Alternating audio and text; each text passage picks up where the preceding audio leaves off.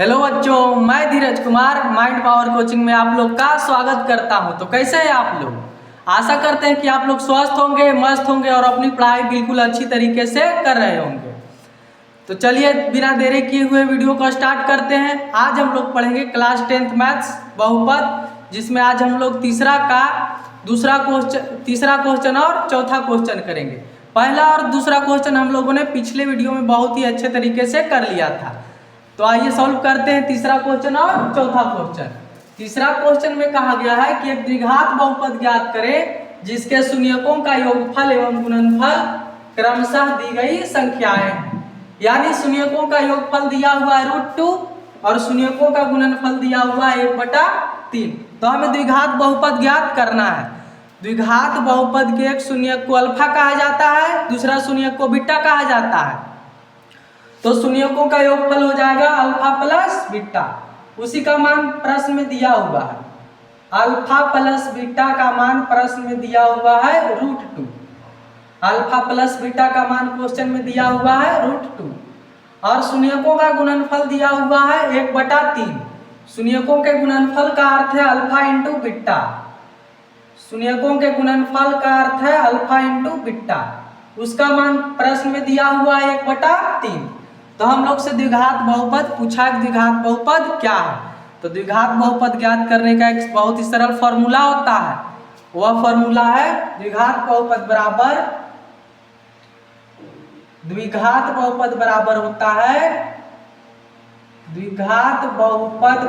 होता है k into x square minus alpha plus beta into x plus alpha into beta होता है।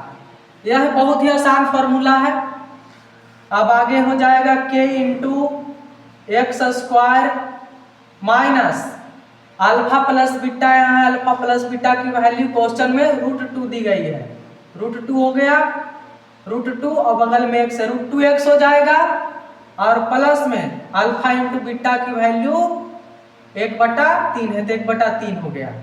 अब यहाँ एक्स स्क्वायर के बटा के नीचे कुछ नहीं तो 1 है, √2x के बटा के नीचे कुछ नहीं तो 1 है।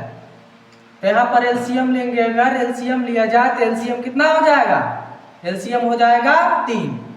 1 और 3 का एलसीएम होगा 3। तो यहाँ 1 से भागा पड़ेगा 3 में, 3 बार में कटेगा। 3 से एक्स स्क्वायर में गुना होगा, 3x स्क्वायर हो जाएगा। माइनस यहाँ भी बटा के नीचे 1 है तो 1 से भागा पड़ेगा 3 में, 3 बार में कटेगा। 3 में √2 से गुना हो जाएगा तो हो जाएगा 3√2x।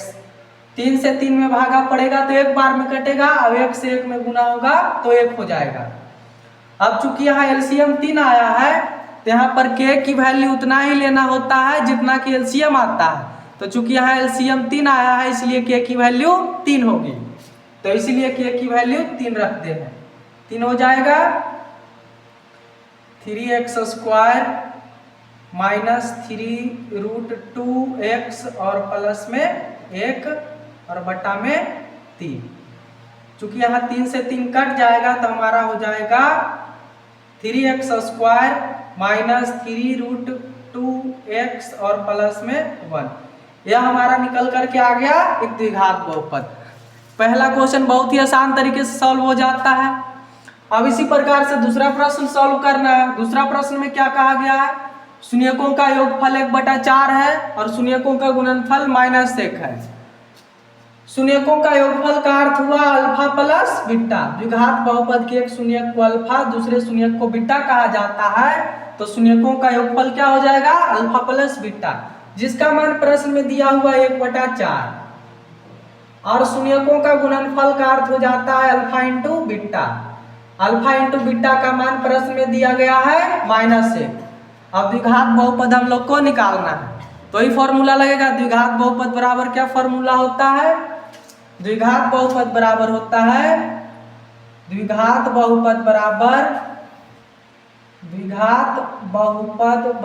फॉर्मूला होता है k into x square minus alpha plus beta into x plus alpha into beta. आगे इसको सॉल्व करते हैं। k हो जाएगा k into x square minus यहाँ पर अल्फा प्लस बीटा है जिसका मान प्रश्न में दिया गया है 1/4। तो 1/4 रख देते हैं, 1/4 x हो गया। और फिर alpha into beta, alpha into beta का मान क्वेश्चन में -1 दिया है, तो -1 हो गया। अब यहाँ x स्क्वायर के बटा के नीचे कुछ नहीं तो 1 है, और यहाँ 1 के बटा के नीचे कुछ नहीं तो 1 है, 1 छिपा होता है। 1 4 और 1 का एलसीएम कितना आएगा? 1 4 और 1 का एलसीएम 4 आ जाएगा। 1 से भागा पड़ेगा 4 में, 4 बार में कटेगा, 4 से गुना होगा x स्क्वायर में तो हो जाएगा 4x स्क्वायर। उसी प्रकार से बटा के नीचे अगला बार में 4 है, तो 4 से 4 में भागा पड़ेगा तो 1 बार में कटेगा, 1 में x से गुना होगा तो हो जाएगा x माइनस, इस बार 1 से भागा पड़ेगा 4 में तो 4 बार में कटेगा, और 4 से 1 में गुना होगा तो हो जाएगा 4। अब आगे यहाँ पर चूंकि एलसीएम 4 आया है तो k की वैल्यू 4 हो जाएगी। जितना एलसीएम आएगा k का वैल्यू उतना ही लिया जाता है, इसलिए k का मान हो जाएगा 4। k का मान 4 रख देते हैं। 4x square minus x minus 4 और बटा में 4। अब यहाँ 4 से 4 कैंसिल आउट हो जाएगा तो क्या बचेगा? 4x स्क्वायर माइनस x और माइनस में 4। तो हमारा दूसरा क्वेश्चन भी बहुत ही आसान तरीके से सॉल्व हो गया। आशा करते हैं कि आप लोग को यह वीडियो बहुत ही अच्छा लगा होगा। अगर वीडियो अच्छा लगे तो चैनल को सब्सक्राइब जरूर करें, वीडियो को लाइक करें और शेयर जरूर करें। तब तक के लिए आप लोग मुझे दीजिए इजाज़त। आज के लिए इतना ही। जय हिंद।